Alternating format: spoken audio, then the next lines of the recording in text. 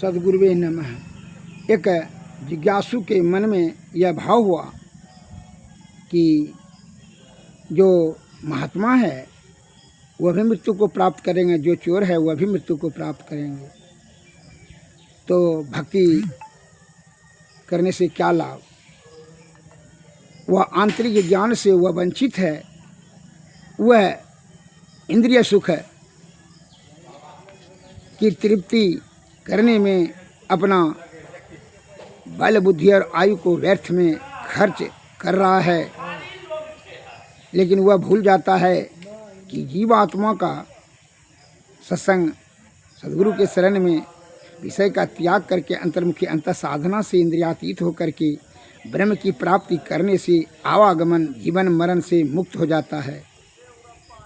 और जो इंद्रिय सुख में तृप्ति करने के लिए नाना प्रकार का छल कपट कुकर्म आडंबर पाखंड में फंसता है, पाप ताप जमा कर रहता है, वह जन्म मरण के चक्कर में फंस जाता है और अधोगति को प्राप्त करता है और नाना प्रकार का जीवात्मा को कष्ट रूपी महादलदल में धकेल देता है। जिस प्रकार बिल्ली जो है अपने बच्चे को जब एक स्थान से दूसरे स्थान ले जाती है जबड़े से पकड़ करके, तो उसको किसी प्रकार का कोई हानि नहीं होता, सुरक्षित स्थान में जा कर के रख देती है और सदैव उसका देखभाल करती रहती है।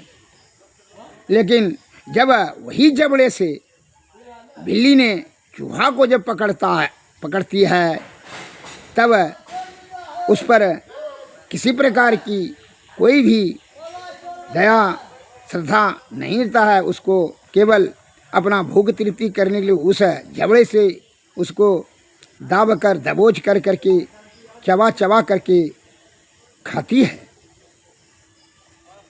इस प्रकार से चूहा को अत्यंत भीषण कष्ट होता है।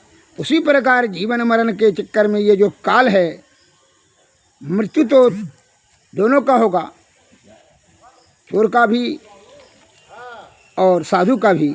लेकिन साधु यह जीवात्मा को त्याग करके ब्रह्म की प्राप्ति कर लेते हैं और जो इसकी प्रवृत्ति इंद्रिय सुख में लगा हुआ है वह मरने के समय में जन्म मरण के चक्कर में फंस कर करके अधोगति में चले जाते हैं और नाना प्रकार का दुख को भोगता है।